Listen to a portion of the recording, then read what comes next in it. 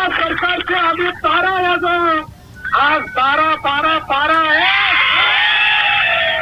आणि तारा तारा ताराच्या निमित्ताने या सरकारचे तारा वाजवण्याशिवाय आम्ही राहणार नाही. गेले 4 वर्ष झाले माझे वडील बेडवर आहे. म्हणजे त्यांचं सगळंच करावं लागतं जागेवर. म्हणजे घरी कोणीतरी व्यवस्था लावूनच मला इथे यावं लागते. त्याच्याशिवाय मी निघू शकत नाही घराच्या बाहेर. पैसे पण नाही आहे, तुम्ही सिंगल पेरेंट आहे, मग कसं करता तुम्ही एप्रिलपासून? कसं भागवतोय सर. आणि कधी जाग येणार आहे शासनाला? मग आम्ही दुसरी मागणी ठेवलेलीच आहे की आम्हाला इच्छा मरणाची परवानगी द्या. मग ते तर देऊ द्यात, आम्ही सगळेजण मग संपून तरी टाकता येईल हा विषय. काय म्हणले भुसे साहेब? हा मला समग्रचा विषय माहिती आहे. परत आम्ही गाडीजवळ पळत जाऊन म्हटलं साहेब आम्ही मुंडनाचा इशारा दिलाय. किती वेळ भेटले? 1 मिनिट. 1 मिनिट? हो. आम्हाला एकतर कायम करा, नाही तर सोयीच्या मरणाची परवानगी द्या.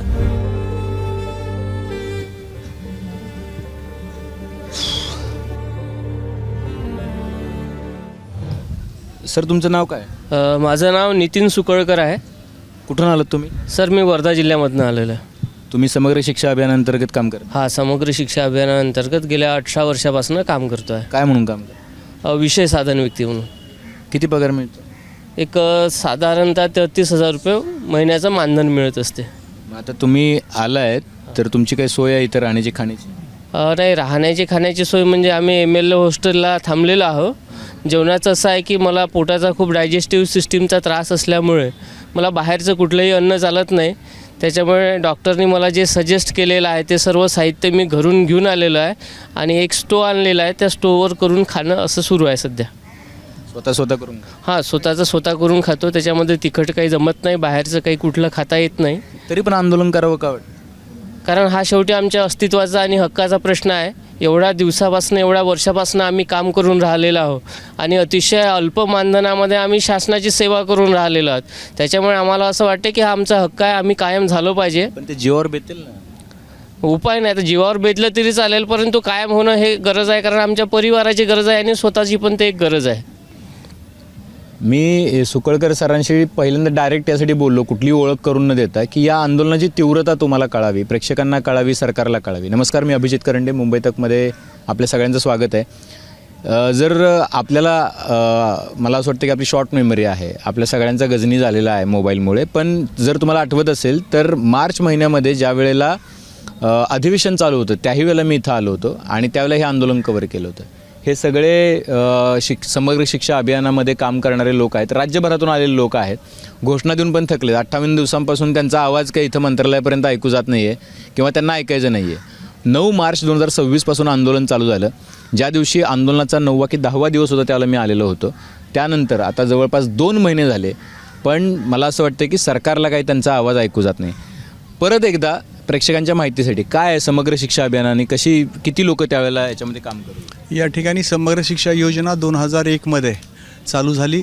त्यावेळेसपासून आज तागायत जवळजवळ 20 ते 25 वर्ष झालं हे समग्र शिक्षा योजनेतील कंत्राटी कर्मचारी अगदी वेगवेगळ्या पदावर. किती होते ते त्यावेळेस? 6,000 टोटल 6,000 लोक होते. काय काम करतात हे सगळे? हे 6,000 लोक गुणवत्तेपासून शाळाबाह्य विद्यार्थी असतील, शैक्षणिक ट्रेनिंग असेल, म्हणजे शिक्षकांना ट्रेनिंग देणं असेल, साहित्य वाटपाचं असेल, विविध कामं. इंजिनियर आहेत, इंजिनियर त्यामध्ये शाळेचे जे पडझड होते, देखभाल दुरुस्ती असते ते कामं करणं असेल, डाटा एंट्री ऑपरेटर असतील, MIS कोऑर्डिनेटर असतील, डाटा APO असतील, अशा विविध पदावर 13 पदावर म्हणजे थोडक्यात असं KGBV एक त्याच्यामध्ये आहे, कस्तुरबा गांधी बालिका विद्यालय आणि नेताजी सुभाषचंद्र बोस वसतिगृह, असेही एकूण 6,000 ते 7,000 लोक होते. त्यापैकी 8 ऑक्टोबर 2024मध्ये त्यातले 3,105 लोक मुख्यमंत्री एकनाथ शिंदेसाहेब त्यावेळेस होते, त्यांच्या काळामध्ये 8 ऑक्टोबर 2024मध्ये त्यांना कायम केलं गेलं. राहिले आम्ही 3,378 लोक जे आहोत ते आणखी आम्ही प्रतीक्षेत आहोत. बरं, मला एक गोष्ट सांगा की तुम्ही का प्रतीक्षित आहेत? 3,000 झाले ना, त्यांचं काय लॉजिक होतं की त्यांना केलं आणि तुम्हाला का करत नाही? त्याचं काही कारण दिलं सरकारने? नाही, तसं काही कारण दिलेलं नाही. त्याच्यामध्ये फक्त त्यांचं शासन निर्णय काढताना हेच सांगितलं आहे की सर्वोच्च न्यायालयाचा निकाल आहे. सर्वोच्च न्यायालयाचा निकाल कुठला आहे? तो आहे उत्तर प्रदेशामधला. उत्तर प्रदेशामध्ये एक पालक तो कोर्टामध्ये गेला होता आणि दिव्यांग जे विद्यार्थी आहेत त्यांना सांभाळणारी किंवा त्यांना थोडं शिक्षण देणारी यंत्रणा असावी असा त्यांनी मागणी केली होती. त्याला अनुसरून ते 2016मध्ये त्याचा निकाल लागला. जवळजवळ तो 16 वर्ष त्यामध्ये झटला, म्हणजे जवळजवळ 12 ते 13 वर्ष ते झटला त्यामध्ये आणि त्याचा निकाल लागला. पण ज्या राज्यातला निकाल लागलेला आहे त्याच्यामध्ये असंही कुठंही नाही की याच लोकांना घ्या. पण आम्ही म्हणतो की बाबा ठीक आहे, यांना तुम्ही घेतलं, पण एकाच योजनेतले अर्धे लोक तुम्ही कायम करता की ते ज्युनियर आहेत.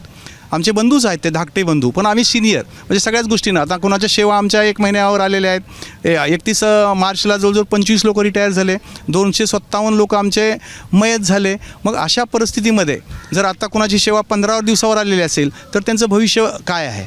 बघा, असं आहे की तुम्हाला थोडक्यात सांगायचं म्हणून की शाळा किंवा शिक्षण जे आहे आपलं, किंवा विद्यार्थी किंवा शिक्षक, त्याचं आरोग्य सांभाळणारी ही सगळी मंडळी, त्यांना मदत करणारी मंडळी आहेत, ज्याच्यावरती आपली शिक्षण व्यवस्था पुढे मार्गक्रमण करते आहे. काही महिलासुद्धा आपल्याकडे आहेत. 2 मिनटं फक्त मला थोडी जागा द्या. कुठून आलात तुम्ही मॅडम? सर, मी अकोला जिल्ह्यातून आलेली आहे. काय किती वर्ष काम करता? सर, मला आता 20 वर्ष झाले. मी 2006पासून काम करत आहे आणि विषय साधन व्यक्ती ह्या पदावर मी काम करत आहे. मग आता तुमचं जे काही मानधन सरकार देते त्याच्यामध्ये भागतं का?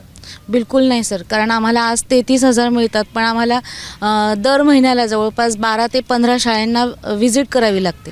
ग्रामीण भागामध्ये आम्हाला शाळेपर्यंत जाणं आणि येणं हे आम्हाला आमच्या पगारातल्याच, ज्या पगार म्हणण्यापेक्षा आम्हाला जे मानधन मिळतं त्या मानधनातनं करावं लागतं. म्हणजे निम्मे पैसे तुमचे प्रवासात जातात? आम्हाला जवळपास 5 ते 7,000 आम्हाला फक्त प्रवास खर्च लागतो. ते सरकार देत नाही? ते नाही देत. आम्हाला मानधनामध्येच आमचा प्रवास पण करावा लागतो. कसं भागवतं मग तुम्ही? आम्हाला अक्षरशः 20 ते 22,000 हे घरात पडतात आणि त्यातून आम्हाला आमचा उदरनिर्वाह करावा लागतो. मला एक गोष्ट सांगा की आता मी फक्त हे जरा कळावं लोकांना गांभीर्य म्हणून सांगतो. तुम्ही मला थोडी जागा द्या, या मागे मला जाऊ द्या. हे जे बॅग दिसत आहेत ना, मगाशी या मॅडम ही बॅग लपवत होत्या, पण सरकारला कळायला पाहिजे या बॅगमध्ये काय आहे. हे 50 दिवसापासून लोक मुंबईत आलेले आहेत. यांची काही राहण्याची व्यवस्था नाही आहे, यांची काही खाण्याची व्यवस्था नाही आहे. हे लोक इथं दिवसभर उन्हात इतक्या 40 डिग्री टेम्परेचरमध्ये या तंबूमध्ये बसत आहेत. आणि काय त्यांची मागणी आहे तर अर्ध्या लोकांना केलं आहे. रूमची व्यवस्था नाही. ते इथे CSTचे जे वॉशरूम आहे तिथे आम्ही आंघोळ करून इथे येऊन बसतो सर, अशी अवस्था आहे आमची. रेल्वे स्टेशनवर आम्ही फ्रेश होतो आणि इथे येऊन बसतो सर. 300 रुपये पेड करणं आम्हाला, रोजचे 300 रुपये पेड करणं आम्हाला शक्य होत नाही. म्हणून आम्हाला मग GST रेल्वे स्टेशनला तयारी करून मग आम्ही इथे फ्रेश होतो आणि मग इथे येऊन बसतो. कारण की आता जवळजवळ 58 दिवस झालेले आहे सर. एवढे पैसे देऊन आम्ही तिथे राहणं शक्य नाही आहे. आमचंही शेवटी एवढ्या तुटपुंज्या पगारामध्ये हे सगळं भागवणं असतं. आणि आता तर सद्यस्थितीमध्ये पगारही नाही म्हणजे आमचं या महिन्यामध्ये काम नाही केलं तर पगार नाही? नाहीच, कारण की अजून आम्हाला ऑर्डरच नाही आहे सर. या महिन्यामध्ये आम्हाला ऑर्डरच नाही आहे. तुम्हाला ऑर्डरच नाही मिळाली या महिन्यात? 1 एप्रिलपासून आम्हाला ऑर्डर नाही आहे. शासनाने फक्त कामावरच नाही ते की नाही, फक्त शासनाने एक पत्र दिलंय की आणखीन 6 महिने ही योजना चालू राहील ह्याच्या हिशोबासाठी. ते पण वरिष्ठ कार्यालयाला. आम्हाला आणखीन काहीच नाही. खाली पेमेंट नाही, सह्या नाही, काही नाही आमचं चाललेलं. काय मग नोकरी आहे की नाही? नोकरी काय झालं, कसं आलं? सर, आता ह्या माझं किरण औंधकर आहे, जिल्हा अकोला. इथं विषय साधन नियुक्ती याच्यावर कार्यरत आहे. आता आम्ही घरचे पण प्रॉब्लेम आहेत आणि इथे पण यायचं आहेच, कारण इथं आमचे बांधव 58 दिवसापासून आहेत. घरात पण मन आहेत, घरच्या पण इतक्या अडचणी आहेत, पण त्या पण सोडू शकत नाही, कारण ती जबाबदारी आहे आमची आणि इथं हे कर्तव्य आहे. दोन्ही गोष्टी सांभाळतो आहे. कधी कधी तिकीट मिळत नाही आहे. यावेळेस तर मी जे तिकीट काढून आली आहे ते मला तसं तिकीट आहे माझं 520 रुपये, जे इथपर्यंत लागतं मला माझ्या घरापासून. पण यावेळेस मी 1200 रुपये चक्क दिलेले आहेत तिकिटाचे. पण येणं गरजेचं वाटलं, कारण माझे बांधवचे दिसत आहेत, इथं रडत आहेत आणि त्यांचे जे तो सगळा टाहो पाहून मलासुद्धा करमलं नाही आणि मी सुद्धा इथं. काय अडचण आहे? काय प्रॉब्लेम? कौटुंबिक प्रॉब्लेम आहेत. खूप मोठ्या समस्या आहेत सर. तिचे स्वतःचे वडील सांगा त्यांना बोलू द्या. तुम्ही तुमचा वेळ घ्या आणि सरकारला कळावं. तुम्ही तुमचे अश्रू जे आहेत त्या पाठीमागचं कारण कळावं. मी सिंगल पॅरेंट आहे सर. एक मुलगी आहे, आई वडिलांसोबत राहते. गेले 4 वर्ष झाले माझे वडील बेडवर आहेत. म्हणजे त्यांचं सगळंच करावं लागतं जागेवर. म्हणजे घरी कोणीतरी व्यवस्था लावूनच मला इथे यावं लागते. त्याच्याशिवाय मी निघू शकत नाही घराच्या बाहेर. आणि आता ज्यावेळेला पैसे पण नाही आहे, तुम्ही सिंगल पेरेंट आहे, मग कसं करता तुम्ही एप्रिलपासून? कसं बसं भागवतोय सर.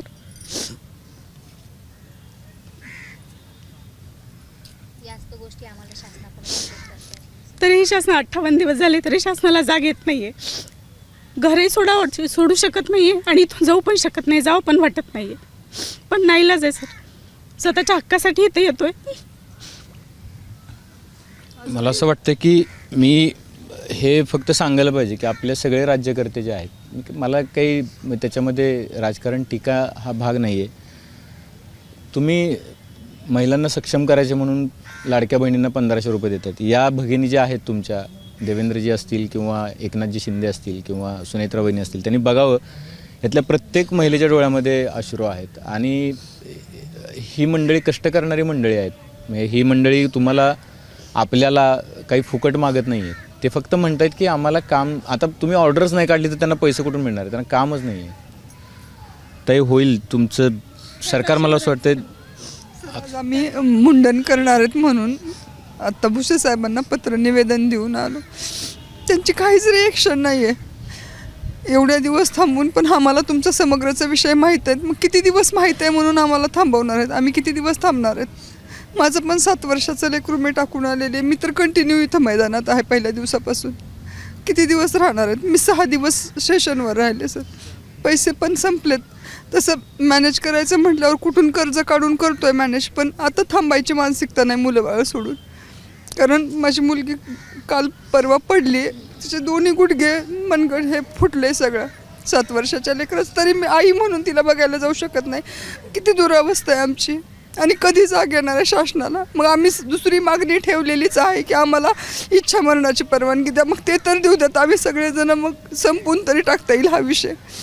कारण आमच्या सेवाच आता कुठं 6 वर्ष, 5 वर्ष, 3 वर्ष, 2 वर्ष राहिलेत. आमचे दरवर्षी 20% तर लोक रिटायर होतात. जास्तीत जास्त 8 वर्ष आमची सेवा राहिलेली आहे. मग तेवढ्यासाठी किती प्रतीक्षा करायला लावणार? आणि आता असं होतं आहे की एखादा दिवस जर इथं शनिवार रविवारी बसू देत नाहीत आणि आम्ही गावी गेलो तर आमचे सहकारी जे कायम झालेले आहेत किंवा इतर लोकांना, आता सगळ्यांना हा ऐरणीवरचा विषय दिसतो की तुम्ही 58 दिवसापासून तिथे. मग सगळेजण विचारतात, काही जण मिस्किलपणे विचारतात, काही जण कुतूहलाने विचारतात. शर्मेने मान खाली घेऊन किती दिवस जगणार आहेत ना आम्ही? काय म्हणले भुसे साहेब? हा मला समग्रचा विषय माहिती आहे. परत आम्ही गाडीजवळ पळत जाऊन म्हटलं, साहेब आम्ही मुंडनाचा इशारा दिला आहे, आम्ही स्त्रिया सगळे मुंडन करतोय, तर आम्ही मुख्यमंत्र्यांच्या कानावर घालतो. विषय तेवढंच. किती वेळ भेटले? 1 मिनिट. 1 मिनिट? हो, कारण गर्दीच एवढी होती त्यांच्यासमोर. निवेदन आमचं घेत दुसऱ्यांची त्या गर्दीत, म्हणून ते लक्षात आलं आमच्या की त्यांच्या लक्षात नाही आलं आम्ही काय म्हटलो ते. म्हणून आम्ही परत गाडीजवळ येऊन थांबलो आणि परत म्हटलं, साहेब आम्ही ते निवेदन दिलं आहे, त्याच्यात आम्ही स्त्रियांनी मुंडनाचं हे ठरवलं आहे. म्हणजे मी CM साहेबांशी बोलतो. इतका गंभीर विषय. जी लोक 2-2 महिने इथे बसले त्यांना मंत्री 1 मिनिट भेटतात. मला असं वाटतं दादा भुसेंनी एकदा येऊन बघावं. माझं म्हणणं असं आहे की लोकांनी येऊन इथं एक 40 डिग्रीमध्ये दिवसभर बसून तरी बघावं. या महिला आपल्या लाडक्या भगिनी म्हणून आपण ज्यांना सतत संबोधतो, त्या महिला इथे CSTला वॉशरूममध्ये फ्रेश होत आहेत आणि इथे येऊन बसत आहेत. ह्या बॅगा अशा पुतळी भरून त्या आलेल्या आहेत. त्यांच्या सुरक्षेचं काय, त्या इथं राहत आहेत कुठे, कशा पद्धतीने जगतात, एकदा विचारपूस तरी करावी. मला अजून एक प्रश्न आहे की ज्या लॉजिकने आधीचे 3000 लोक घेतलेले आहेत, कायम केलेले आहेत, ते लॉजिक जे आहे ते इथं अप्लाय का होत नाही ते तरी सांगावं. माझं म्हणणं असं की जी काही अडचण आहे किंवा जो काही प्रॉब्लेम आहे तो तरी सांगावं. 10 वर्ष सेवा पूर्ण झालेल्यांना पण कायम करा शासनाने. म्हणजे काय ज्यांचे 10 वर्ष सेवा कंत्राटी तत्वावर पूर्ण झालेली आहे त्यांना पण कायम करा म्हणून कोर्टाचा निर्णय, सर्वोच्च न्यायालयाचा निर्णय आहे ना. तुम्ही पुढे येत आहे जरा. मी आता फार मागे गेलो तर मला परत सगळं. मी पालघरवरून आले. पालघर जिल्हा. रोज 3.5 तास प्रवास करून येते, संध्याकाळी परत 3.5 तास प्रवास करून घरी जाते. आमचं आंदोलन 9 मार्चला सुरू झालं. 1 मार्चला पासून माझ्या मिस्टरांचा पायाचा प्रॉब्लेम झाला, ते बेड रेस्टवर होते. तेव्हापासून 9 मार्चपासून मी इकडे कंटिन्यू येत आहे. मिस्टरांचं ऑपरेशन इथे सांताक्रुजला सूर्य हॉस्पिटलला 18 तारखेला झालं. 17 तारखेला त्यांना हॉस्पिटलमध्ये ॲडमिट केलं, तरी 16 तारखेलासुद्धा मी इथे आझाद मैदानवर होते. 2-3 दिवस हॉस्पिटलला ठेवल्यानंतर त्यांना घरी सोडलं. त्याच्यानंतर पुन्हा पुढच्या आठवड्यात सोमवारपासून कंटिन्यू इकडे आहे. त्यांचं सगळं पथ्या पाण्याचं करून म्हणजे ते जमिनीवर पाय पण टेकू शकत नाही, अजूनही नाही. तरीसुद्धा माझे बांधव इकडे आहेत आणि घरी राहिलो तरीसुद्धा हेच विचार असतात, आपल्या बांधव इकडे संघर्ष करत आहेत, त्यांना सपोर्ट करणं गरजेचं आहे. म्हणून एवढा खस्ता करून इकडे रोज आम्ही येत आहोत. मला ताई सांगा की तुमचे मिस्टर पण आता बेडवर आहेत, तुम्ही पण इथे आहात, घर कसं चालवतं तुम्ही? किती लोक आहेत घरामध्ये 2 मुलं आणि मिस्टर, आम्ही 4 जण आहोत. आणि मिस्टरांची जॉब आहे, व्यवस्थित आहे, शिक्षकच आहेत ते. ही वेगवेगळ्या अडचणी आता या सिंगल पेरेंट आहेत, यांची सर्व्हिसच 8 वर्ष 10 वर्ष राहिलेली आहे, यांची सर्व्हिस संपत आलेली आहे. ही सगळी मंडळी जी आहेत, सगळ्यात महत्त्वाचा सामाजिक सुरक्षा नावाचा एक भाग असतो. या महिलांना स्वतःच्याच पगाराचे पैसे काम करण्यासाठी जिथं जातात त्या प्रवासासाठी खर्च करावे लागतात, ज्या शाळांच्या व्हिजिटसाठी खर्च करावं लागतं, ही सगळी मंडळी, पुरुष मंडळीसुद्धा. आणि त्याच्यानंतर कुठल्याही पद्धतीचा TA नाही मिळत, DA नाही मिळत, कुठल्याही पद्धतीचा विमा, हेल्थ इन्शुरन्स तो नाही आहे, PF नाही आहे, तुम्हाला कुठल्याही पद्धतीची पेन्शन किंवा सुरक्षा नाही आहे. त्यामुळं हे एक प्रकारचा रोजगारच आहे. म्हणजे तुम्ही जसं एखादे लोक रोज कामाला जातात आणि पोटावरती म्हणजे हातावरती पोट असल्यासारखा, तर मला असं वाटतं की सरकारनं ज्या आधारावर तुम्ही ही सगळी व्यवस्था उभी केली ती तरी मला असं वाटतं थोडी मजबूत करायला पाहिजे. मी येतो बघा, असं आहे की काही पुरुष शिक्षक जे आहेत ते पण आहेत इथे आणि त्यांच्याशी पण बोललं गेलं पाहिजे. कुठून आहात काका तुम्ही? सर नमस्कार, मी नाशिकवरून आलेलो. काय नाव तुमचं? योगेश सर. काय किती वर्ष झालं काम करत? 20 वर्ष झाले सर. किती पैसे मिळतात? मला सध्या 28,000 रुपये पेमेंट आहे. दिंडोरी पंचायत समितीमध्ये मी डाटा एंट्री ऑपरेटर म्हणून पदावरती कार्यरत आहे. भागतं का तेवढं? नाही सर, नाही भागत. ह्या कार्यालयाच्या ह्या कामांमुळे मला स्वतःला शुगरचा त्रास चालू झालेला आहे. आज महिन्याला कमीत कमी मला 5,000 रुपयाची औषधं लागतात. आज मी आणि माझी पत्नी आम्ही दोघंही जण आता जसं आंदोलन सुरू झालेलं आहे त्यापासून आम्ही आलेलो आहे इथे. कसं करता? राहता कुठे? काय राहायला नाशिकमध्ये नाही, इथे मिसेसचे मामा राहतात, नातेवाईक आहेत, त्यांच्याकडे आम्ही असतो. 2 मुली आहेत. कसं शिकवता? आता आयपतीप्रमाणे ज्या पद्धतीने जात आहे करतो आहे. मोठी मुलगी ABM करते, लहानी मुलगी 10वीला होती. एवढा मोठा शाळांचा खर्च पेलतो? नाही पेलत सर. यांना सर शुगर BP असल्यामुळे यांचे मॅडम सोबत राहतात.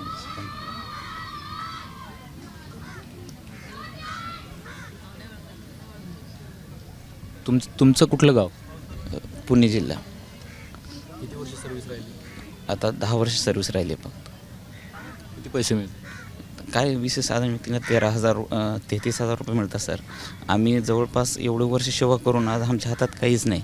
आमचं मागणं एकच आहे शासनाकडे की आम्हाला ज्याप्रमाणे आमचे अर्धे बांधव कायम केलेले आहेत त्या पद्धतीने आम्हाला कायम करावं, नाही तर सोयीच्या मरणाची परवानगी द्यावी. आज 58 दिवस झाले इथं बसलेत. मला कळतं की भारतामध्ये लोकशाही आहे का नाही, का हिटलरशाही आहे. जिथं आमच्या हिताचं संरक्षण होत नाही तिथं राहण्याचा काही अर्थच नाही. त्यामुळं आता आमची एकच मागणी आहे शासनाकडे की आम्हाला एकतर कायम करा, नाही तर सोयीच्या मरणाची परवानगी द्या. कारण आता एवढे 58 दिवस बसणं आता आमच्या आवाक्याच्या बाहेर झालेलं आहे. आमची सहनशीलता संपलेली आहे.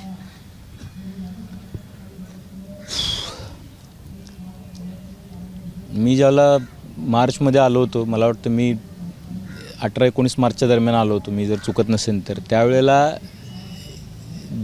इथं मंडळी जी होती त्यातली बहुतेक लोक इथंच आहेत, पण त्यांचं बोलणं बरं होतं, त्यांचा आवाज कापत नव्हता. आज मला प्रत्येकाशी बोलताना भीती वाटते की त्यांना कधी रडू कोसळेल.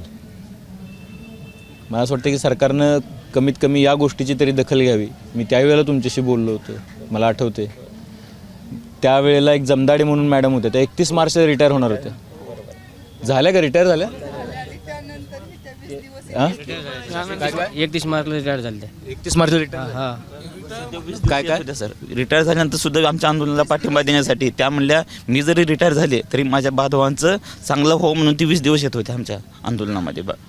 मला त्यांची आठवण यामुळे झाली कारण की मला असं वाटतं की त्यांनी सांगितलं होतं की त्या पण सिंगल होत्या, त्यांची आई होती आणि त्या महिलेला 31 मार्चनंतर पगार मिळणार नव्हता. त्यामुळे एप्रिलनंतर ते कसं भागवत आहेत माहीत नाही आहे. मला असं वाटतं की एका वृद्ध आईला घेऊन राहणं एका महिलेनं स्वतंत्रपणे ही फार कठीण गोष्ट आहे आत्ताच्या काळामध्ये. ही सगळी मंडळी मी जितक्या लोकांशी बोलेन तितक्या लोकांशी कमी आहे. माझी आता हिंमतच होत नाही आहे म्हणजे खरं बोलण्याची, कारण की ही सगळी मंडळी ग्रामीण भागातून, खेड्यापाड्यातून, वाड्या वस्त्यांवरून येत आहेत आणि इथं सरकारला फक्त आवाज देऊन एवढंच सांगण्याचा प्रयत्न करत आहेत की थोडं करुणेनं, थोडं सहानुभूतीनं बघा. आता एप्रिल महिन्याची ऑर्डरनं निघाल्यामुळं पगार पण या महिन्यात मिळणार नाही आहे. हा महिना कसा भागवायचा, मुलांच्या शाळांची फी असेल, आजारपणं असतील, आता यांना शुगरचा त्रास आहे. आता या महिन्यात पगार नाही आला तर कुठून औषध पाणी खरेदी करणार, हा साधा प्रश्न आहे. या सगळ्या लाडक्या बहिणीत कष्ट करणाऱ्या महिलांना इथं पैसे मिळत नाही आहेत. त्यांच्या हक्काचे पैसे घेण्यासाठी अकोल्यावरून त्या ताई आल्यात, त्या पण सिंगल पेरेंट आहेत. मला असं वाटतं की ह्या सगळ्या गोष्टींची दखल सरकारने घ्यावी. मी एक मेसेज वाचला आणि मी इथं आलो की 58 दिवसानंतरसुद्धा उपोषण चालू आहे. मला असं वाटतं की माझे जेवढे आजूबाजूचे मित्र आहेत त्यांनी पण बघावं, काही कवर करता आलं तर करावं.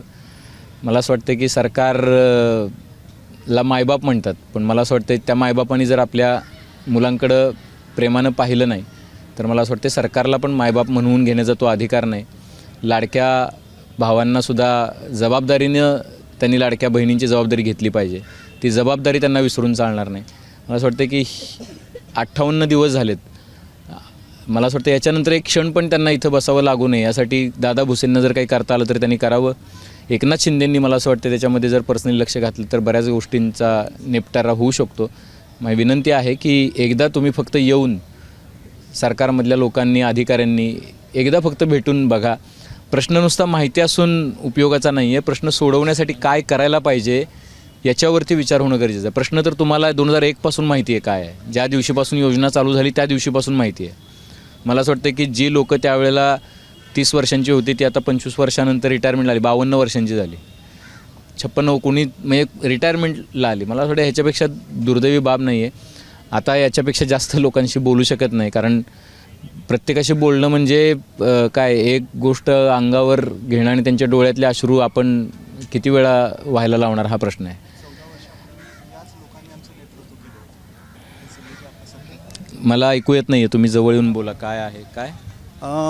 आत्ता जे सत्तेत सगळे आहेत, आदरणीय देवेंद्रजी फडणवीस असतील, त्यावेळेचे एकनाथ खडसे असतील, सुधीर भाऊ मुनगंटीवार असतील, विनोद तावडे साहेब असतील, ज्यावेळेस 12/12/2012 रोजी आम्ही नागपूरला याच मागणीसाठी वेळोवेळी आंदोलन करत होतो. त्यावेळेस आम्ही 12 डिसेंबर 2012ला ज्यावेळेस ते आमचं नेतृत्व करत होते त्यावेळेस त्यांनी आमच्याकडं क्लिप बी आहेत, तशा व्हिडिओच्या क्लिप आम्ही वारंवार त्यांना आठवण करून देतो हे की तुम्हीच आम्हाला त्यावेळेस सांगितलं होतं, आश्वासित केलं होतं की ज्यावेळेस आम्ही सत्तेत येऊ त्यावेळेस पहिल्या दिवशी तुम्हाला पहिल्या दिवशी पहिली टेबलवर तुमची फाईल असेल आणि तुम्हाला चहा पाजून आम्ही तुम्हाला कायम केलेलं असेल. त्यावेळेस आश्वासन देवाभाऊने दिलेलं होतं. मग आत्ता आम्हाला तेच विनंती करायची आहे. आत्ता जवळजवळ 16 वर्ष झाली, बरोबर, 12 म्हणजे जवळजवळ 14 वर्ष झाली. तर कमीत कमी आत्ता तुम्ही त्यानंतर 2दा सत्तेवर हे तुमची दुसरी वेळेस आहे, तर कमीत कमी आत्ता तरी आपण ते दिलेलं आश्वासन 12 डिसेंबर 2012 रोजीचं पाळावं एवढीच आमची अपेक्षा आहे. ते बोलतो. हा तो व्हिडिओ आहे. मला निश्चितपणे असं वाटतं की ही संख्या पाहिल्यानंतर या सरकारला निश्चितपणे जाग येईल आणि त्यांना जर जाग आली नाही तर जागवण्याकरता आम्ही आहोत. तर हे सरकार झोपलेलं आहे आणि या सरकारला धुमाडीत मारल्याशिवाय जाग येत नाही याची आम्हाला कल्पना आहे. खरं म्हणजे एका सुधीर भाऊ, नाथा भाऊ आणि विनोदजी यांनी प्रश्न हातामध्ये घेतला की तो प्रश्न तरी सुटतो, नाहीतर सरकार तरी बदलतं. आता हेच पाहिजे की नादान आणि नालायक सरकार आपला प्रश्न सोडवते की आपण यांच्यापासून आपली स्वतःची सुटका करतो. बंधू भगिनींनो, मी आपल्याला निश्चितपणे सांगतो या ठिकाणी संघर्ष करता आम्ही तयार आहोत आणि आमच्या नेत्यांनी आदेश दिल्यानंतर तुमच्या करता या सरकारवर आम्ही जोरदार हमला ठोकू. या सरकारला त्या ठिकाणी शांतपणे काम करू देणार नाही. या सरकारचे आम्ही तारा वाजवू. आज 12/12/12 आहे आणि 12/12/12च्या निमित्ताने या सरकारचे 12 वाजवण्याशिवाय आम्ही राहणार नाही. मी फार काय या ठिकाणी बोलणार नाही, कारण तावडेजी देखील या ठिकाणी आहे. देवेंद्र फडणवीसांनी 12 डिसेंबर 2012ला याच प्रश्नावरती याच लोकांसकट आंदोलन केलं होतं नागपूरमध्ये, आणि ते असं त्यावेळच्या आघाडी सरकारला म्हणाले होते की जर त्यांना जाग आली नाही तर आम्ही त्यांचे 12 वाजवू. मला असं वाटतं की देवेंद्रजी हे उत्तम विरोधी पक्षनेते म्हणून काम केलेलं आहे, सक्षम विरोधी पक्षनेते म्हणून काम केलेलं आहे. त्या भूमिकेतून त्यांनी इथं यावं आणि मंत्रालयात जाऊन सरकारच्या भूमिकेतून सही करावी आणि यांच्या आयुष्याचे जे 12 वाजलेले आहेत त्याच्यातून त्यांची सुटका करावी. कॅमेरामन सिद्धेशसह अभिजित, मुंबई तक.